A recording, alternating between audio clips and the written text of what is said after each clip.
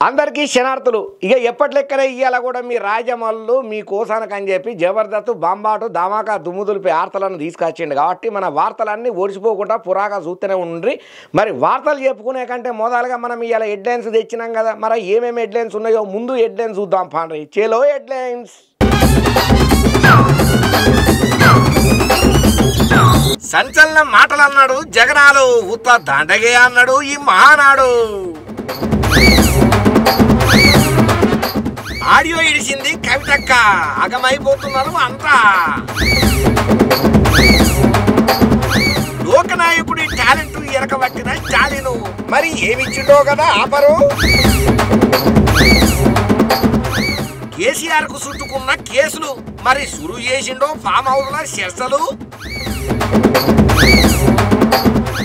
ఫుల్టుగా మందు తాగింది అక్క, రోడ్ల మీద కచ్చి చేసింది తీక్క తీక్క.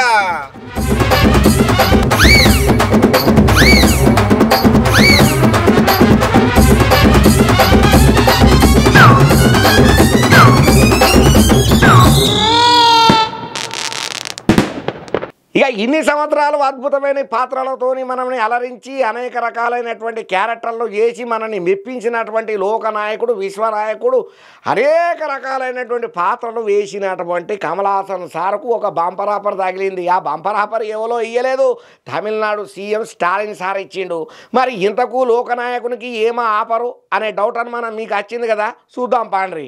ఇక తమిళనాడులో అధికారంలో ఉన్నటువంటి ద్రవిడ మున్నేట్ర కజగం అంటే ఎవరికి తెలియదు, కానీ డిఎంకే పార్టీ అంటే మాత్రం ప్రతి ఒక్కరికి తెలుస్తుంది. ఇక అయితే డిఎంకే పార్టీ మద్దతుతోని ఇక విశ్వ నటుడైనటువంటి లోక నాయకుడైనటువంటి కమల్ హాసన్ సార్ తొందరలో రాజ్యసభలో అడుగు పెట్టబోతున్నాడన్న ముచ్చట ఇప్పుడు తమిళనాడు రాజకీయాలనే ఊదిపెత్తున్నదయ్యా. పెద్ద చర్చకు రచ్చకే దారితీస్తున్నది.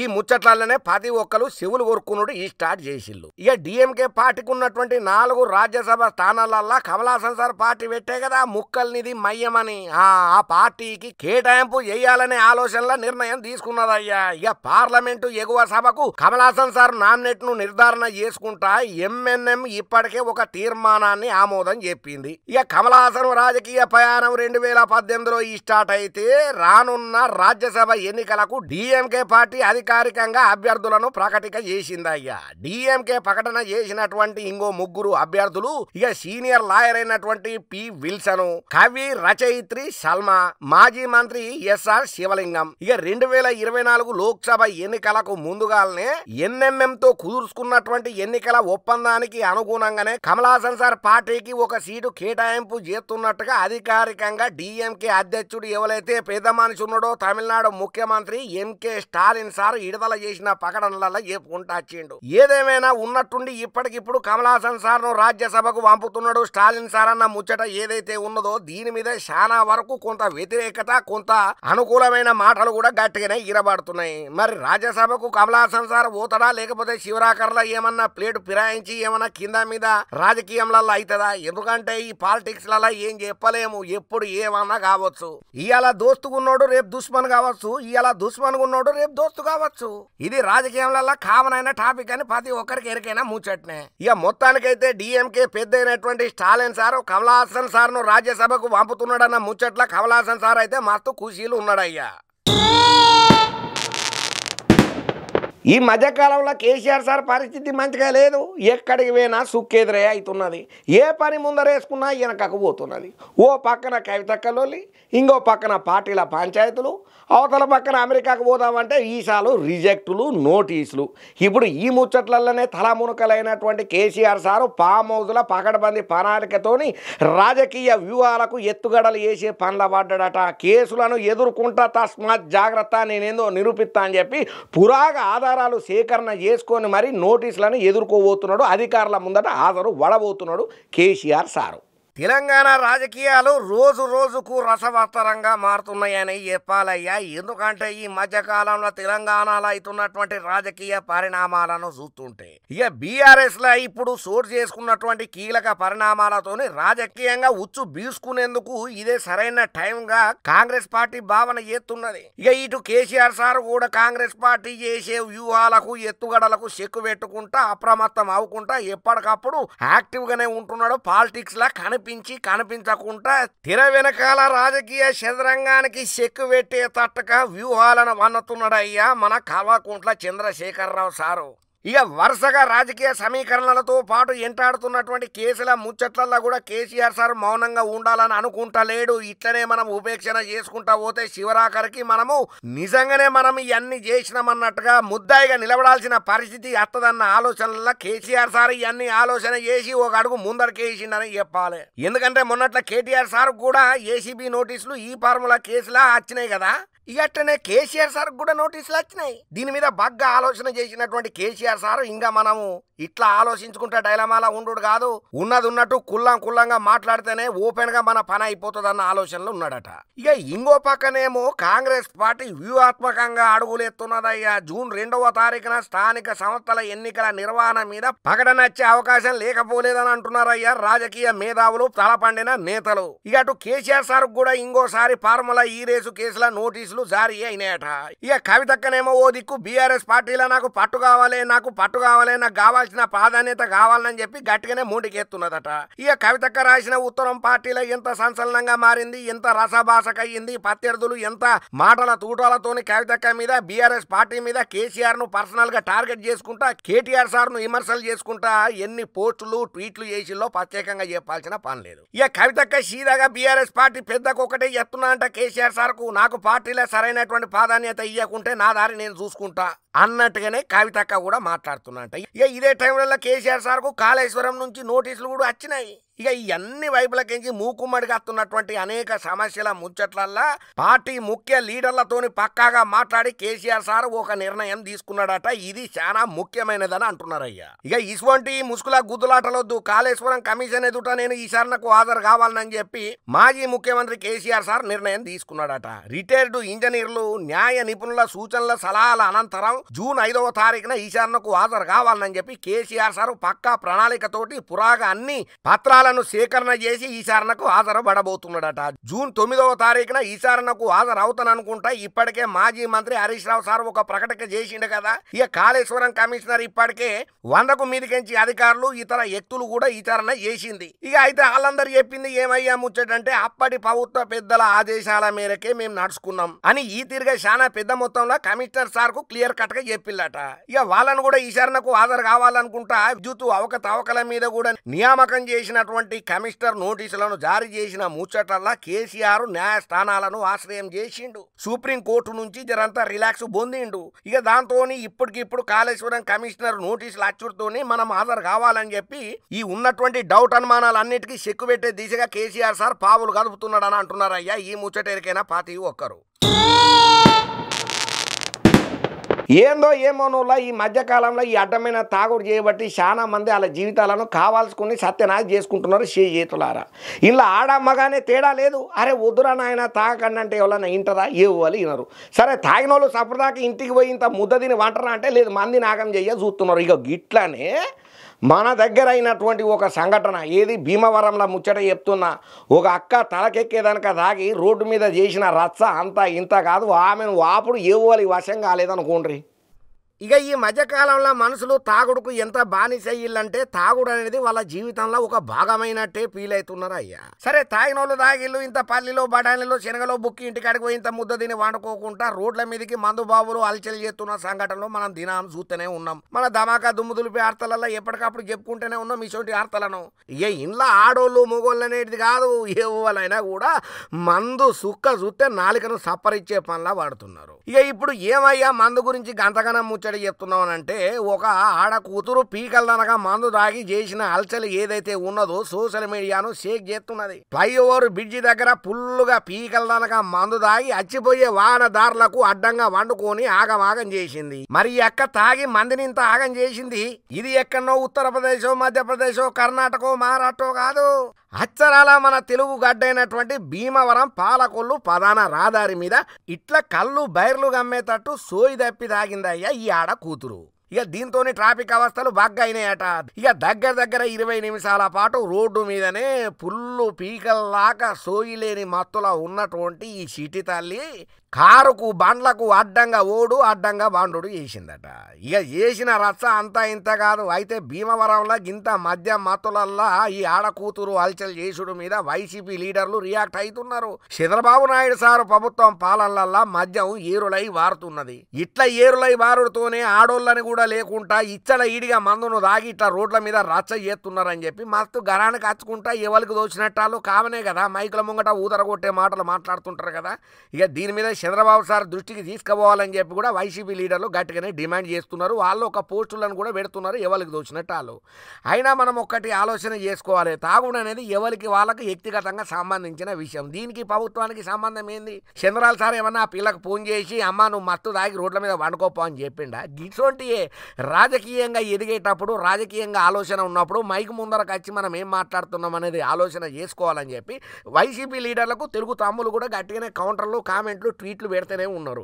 ఏదేమైనా ఆడకూతురు గిట్లా నడి రోడ్డు మీద దాగి బజాట్ల బండ్లకు అడ్డం పడుడు ఇప్పుడు చర్చనీయాంశమైంది. సోషల్ మీడియాలో ఎవరికి దోచినట్టాలు సభ్య సమాజానికి ఏ మెసేజ్ ఇద్దామనుకుంటున్నావు అమ్మా అని చెప్పి కామెంట్లు అయితే గట్టిగానే పెడుతున్నారు. కానీ ఏ మాట కామాటే అక్క మాత్రం ఎట్లనంటే పుల్టుగా పీకలు తనక దాగి నట్టింట్లో వంటను చూసినావా గట్టనే బాజాప్తగా హాయిగా వండుకున్నది. సడిసప్పుడు ఎవడు లేడు, నేను ఒక్కదానే ఉన్నా, ఈ రాజ్యమే నాదన్నంత హ్యాపీగా వన్నదనంటే అబ్బో అక్క నువ్వు తోపక్క నిన్ను ఎవరు చేసుకుంటారో కానీ అన్న అదృష్టవంతుడు అని చెప్పి ఇట్లా కారెడ్డాలాడుకుంటా కామెంట్లు కూడా చాలా మంది పెడుతున్నారు. ఏందో ఏమోనుల్లా మనుషులు నెరి అధ్వానంగా తయారవుతున్నారు. ఇప్పుడే ఇట్లా పాడబడితే మరి 2030 నాటికి పరిస్థితులు ఏందో అనే డైలామాల కూడా చాలా మంది ఆలోచించేటట్టు చేస్తున్నదట. ఇప్పుడు ఈ అక్క వీడియో విడుదలైన సోషల్ మీడియాలో షేక్ చేస్తున్న ముచ్చట్లల్లా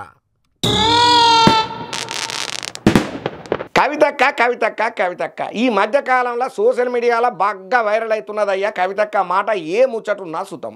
మరి ఎందుకో ఏమో తెలియదు కానీ అనేక రకాల జోడాలు పంచాయతీల నడమ ఉత్తరంలో లొల్లుల నడమ ఇప్పుడు కవితక్క ఒక ఆడియోను విడుదల చేసింది. ఎక్స్లో పోస్ట్ చేసిన ముచ్చట ఏదైతే ఉన్నదో ఇప్పుడు తెలంగాణ రాష్ట్రంలో పెద్ద చర్చకు దారితీసింది. మరి ఎవరి మీదనయ్యా ఆడియో విడుదల చేసింది డౌట్ అనుమానం మీకు వచ్చింది కదా, నాకు కూడా వచ్చింది. కాకపోతే వార్త మీకోసానికని చూపెట్టనీకే తెచ్చిన, మీరే చూడుండ్రి. ఇక కాంగ్రెస్ పాలనలో రాష్ట్ర వ్యాప్తంగా ఉన్నటువంటి సోషల్ వెల్ఫేర్ గురుకుల పాఠశాలలల్లో దారుణమైనటువంటి పరిస్థితులు ఉన్నాయని చెప్పి ఎమ్మెల్సీ కల్వకుంట్ల కవితక్క విమర్శన చేసుకుంటూ వచ్చింది. దీనికి సంబంధన చేసి ఒక ఆడియోను కూడా క్లిప్తో సహా ఎక్స్ వీడియోలో పోస్ట్ చేసుకుంటూ వచ్చింది. శానిటేషన్ వర్కర్స్ను తీసేసి ఆ పనులను పిల్లలతోని రెగ్యులర్గా చేయించుడు బాగా నేరం, ఇది చాలా క్షమించరాని తప్పు. ఇందుకు సంబంధించిన వివరాలను కవితక్క ఒక ప్రకటన ద్వారా చెప్పుకుంటూ వచ్చింది. స్వీపింగ్ మరియు శానిటైజర్ కోసం ఒక్కో గురుకుల పాఠశాలకు ప్రతి నెల బీఆర్ఎస్ సర్కారు 40,000 రూపాయలను కేటాయింపు చేసింది. 4 తాత్కాలిక ఉద్యోగులు కొలువు చేసేతోళ్లు, ఇల్లు బాత్రూంలు చదువుకునే రూమ్లను క్లీన్ చేసేతోళ్లు. ఇక గత సంవత్సరం ఆగస్టు నెల నుంచి ఈ పద్ధతిని కాంగ్రెస్ సర్కారు తీసేసింది. చదువుకునే పిల్లలే బాత్రూంలు చదువుకునే రూమ్లనే కాకుండా స్కూల్లో ఉన్నటువంటి ఆటలు ఆవరణలలో బయటి పనులను కూడా అన్ని విద్యార్థులే రెగ్యులర్ గా చేసుకోవాలని చెప్పి అధికారులు చెప్పిండ్రు. ఇక ఇటువంటి పరిస్థితులు కాంగ్రెస్ పాలనలలో రాష్ట్ర వ్యాప్తంగా ఉన్నటువంటి సోషల్ వెల్ఫేర్ గురుకుల నెలకొని ఉన్నది అని కవితక్క విమర్శన చేసుకుంటూ వచ్చింది. రాష్ట్రంలో 240 గురుకుల విద్యా సంస్థలలో అసిస్టెంట్ కేర్ టేకర్లను తీసేసి వాళ్ళు చేసే ఆర్డెన్ పనులను పిల్లలతో చేయించుడు చాలా దారుణం. ఇట్లా చేపిస్తారా ఎవరన్నా? ఇప్పటి వరకు వార్డెన్లే అన్ని రకాల నిర్వహణలు చూసుకున్న సుతం పిల్లలు కమిటీగా ఏర్పడి క్వాలిటీ చెక్ చేసుకునేటోళ్ళు. కానీ ఇక మీదట పిల్లలే వంటశాల నిర్వహణ కూడా మెస్సులను కూడా చేయాల్సి వస్తున్నది. శ్రమను గౌరవించడం వేరు, నేర్పుడు వేరు. విద్యార్థులతోని ఇటువంటి ఎట్టి చాకరీ చేయించుడు ఏరు. అసలు మొత్తంగా శానిటైజేషన్ వర్కర్లను తీసేసి ఈ పనులను పిల్లలతోని రెగ్యులర్ గా చేయించుడు చట్టరీత్యా నేరం అని కవితక్క ఒక పోస్టులో చెప్పుకుంటా వచ్చింది. అయితే కవితక్క ఇడిచిన ఆడియోలా ఎస్సీ గురుకులాల కార్యదర్శి గారు చెప్పిన దాంట్లోనే సమాధానం ఉన్నది. బోర్డు దుడుసుడు, టాయిలెట్ గడుగుడు ఒకటి కాదు మేడం. పిల్లలు చదువుకునే చోట అందరూ వాడే బాత్రూంలను మీరు క్లీన్ చేయగలరా? అది కూడా రెగ్యులర్ గా. సోషల్ వెల్ఫేర్ హాస్టల్లో చదివే పిల్లలు ఏమైనా పాష్ బ్యాక్గ్రౌండ్ నుంచి వచ్చిండ్రా? పొయ్యి కూసోంగానే బల్ల మీదకి అన్నం రాదని చెప్పి అనుడెక్కడిది? ఎందుకు ఇటువంటి పనులు చెయ్యరు? చెయ్యాల్సిందే అని ఒక ఐఏఎస్ అనుడు చాలా దుర్మార్గం అని చెప్పి కవితక్క చెప్పుకుంటూ వచ్చింది ఈ ట్వీట్లా. ఈ వివక్షల నుంచి తప్పించనీకనే కదా పిల్లలకు సాంఘిక సంక్షేమ హాస్టళ్లు ఏర్పాటు చేయించి చదివించేది. ఇది డిగ్నిటీ ఆఫ్ లేబర్ నేర్పడం కాదు, కుల వివక్ష మరియు శ్రమ దోపిడీ మాత్రమే అని కవితక్క గట్టిగానే గరానికి వచ్చింది. గతంలో లెక్కనే పిల్లలు క్వాలిటీ మాత్రమే తనిఖీ చేసుకునే ఏర్పాటు ఉండాలి. అంతేగాని పిల్లలతోని పూర్తి స్థాయి వార్డెన్ మరియు శానిటైజర్ శానిటైజర్ వర్కర్లు చేయించే పనిని చేయించుడు పద్ధతి కాదు, ఇది కరెక్ట్ అసలుకే కాదు. 4 శానిటైజేషన్ వర్కర్లు ఒక వార్డును మొత్తంగా రాష్ట్ర వ్యాప్తంగా ఉన్న సాంఘిక సంక్షేమ గురుకులాలల్లో కలిపి 1200 మంది ఉద్యోగులను తీసేసుడు అన్యాయం. ఒకవైపు కొలువులను కల్పిస్తామని చెప్పి కలబోలి మాటలు చెప్పుడు, ఇంకోవైపు అత్యవసరమైన వాటి చోట వాటిని తీసేసుడు, ఆ పని భారం విద్యార్థుల మీద ఉంచుడు చాలా పెద్ద తప్పు అని కవితక్క చెప్పుకుంటూ వచ్చింది. అందరు పిల్లలు సమాజం దృష్టిలో ప్రభుత్వం దృష్టిలో సమానమే అన్న సంకేతాలను పంపాల్సిన గురుకుల పాఠశాలలు వివక్ష కేంద్రాలుగా మారొద్దు. ఎస్సీ వర్గాల పిల్లలు ప్రధానంగా చదివే గురుకులాల పాఠశాలల్లో ఈ నిర్ణయాన్ని మానవతావాదులు ముక్త ఖండంతో ఖండన చేయాల్సి ఉన్నది. ఈ కాంగ్రెస్ ప్రభుత్వం పేదల వ్యతిరేక ఆలోచన విధానాన్ని తీవ్రంగా ఖండిస్తున్నా. తక్షణమే అధికారిని తప్పించాలే, నెలకు మెయింటెనెన్స్ పైసల కింద బడికి పైసలు ఇయ్యాలి, పిల్లలతోని పని చేపించుడు మొట్టమొదలు ఆపేయాలని చెప్పి కవితక్క గట్టిగానే గరానికి వచ్చింది. అగ్గో కవితక్క ఉత్తరం పంచాయతీలల్లో కేసీఆర్ తోని కేటీఆర్ తోని నాకు కావాల్సినటువంటి ప్రాధాన్యత పంచాయతీలల్లో ఉంటదని అంటే ఉన్నట్టుండి ఇట్లా ట్వీట్ పెట్టింది ఎవరు అని చెప్పి వీళ్ళు వాళ్ళని కాదు ప్రతి ఒక్కరు కూడా ఇప్పుడు డైలమాల పడ్డారట. ఇక మొత్తానికి కవితక్కనైతే కాంగ్రెస్ పార్టీని కడిగి పారేసేటట్టే ఎక్స్ వీడియోలో పెట్టినటువంటి పోస్ట్ మాత్రం సోషల్ మీడియాను షేక్ చేస్తున్నది. మరి ఇట్లా సోషల్ మీడియాను షేక్ చేస్తున్నటువంటి ఉత్తరం మీద రేవంత్ రెడ్డి సర్కారు ఎట్లా రియాక్ట్ అవుతుందో మన ధమాకా దుమ్ముదులిపే వార్తలల్లా మళ్ళా అప్డేట్ వచ్చేంత వరకు ఎదురు చూడాల్సిందే. ఇక గత 3 రోజుల సంది మహానాడు ఎంత అద్భుతంగా అంగరంగ వైభవంగా సంబరాలు జరుపుకుంటున్నారు తెలుగు తమ్ముళ్ళు అనేది ప్రత్యేకంగా మనం చెప్పాల్సిన పని లేదు. ఇక ఈ ముచ్చట్లల్లా జగనాల్ సార్ రియాక్ట్ అవ్వకుండా వచ్చిండు. అగ్గో మహానాడు ముచ్చట్లల్లో జగనాల్ సార్ ఎందుకు రియాక్ట్ అయ్యిండు, ఏమన్నాడు అంటున్నారా? ఘాటు ఘాటు మాటలే మాట్లాడిండు, మత్తు ఫైర్ అవ్వకుండా చంద్రాల్ సార్ మీద మహానాడు ఫంక్షన్ మీద మస్తు గరానికి వచ్చిండు. మరి ఇంతకు జగనన్న ఏమన్నాడో చూద్దాం పాండ్రి. ఇక కడప వేదికగా టీడీపీ మహానాడు అవుతున్న ఇలా ఈ పసుపు పండుగ మీద సంచలనమైనటువంటి కామెంట్లు చేసుకుంటూ వచ్చిండయ్యా వైసీపీ పెద్ద అయినటువంటి ఏపీ మాజీ సీఎం వైఎస్ జగనాల్ సారు. ఇక మహానాడు పెద్ద డ్రామాగా అభివర్ణన చేసుకుంటూ వచ్చిండు. రాష్ట్రంలో ఏ ఇంటికైనా నేను పోయి పని చేసిన రోజులున్నాయి, టీడీపీలు ధైర్యంగా అట్లా చెప్పుకోగలుగుతారా అని ఎదురు ప్రశ్నలే వేసుకుంటూ వచ్చిండు. టీడీపీలు ఇచ్చిన మేనిఫెస్టోల బ్రాండ్లు కరపత్రాలు ఇప్పటికీ పాత ఇంట్లో ఉన్నాయి, ఒక్కసారి చెక్ చేసుకోండి.